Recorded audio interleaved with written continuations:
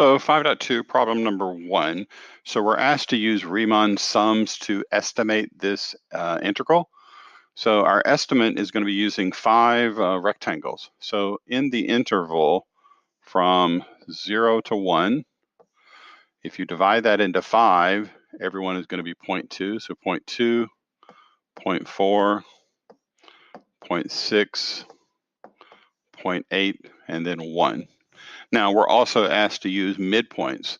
So what are the midpoints going to be? The midpoints are going to be 0.1, 0.3, 0.5, 0.7, and 0.9.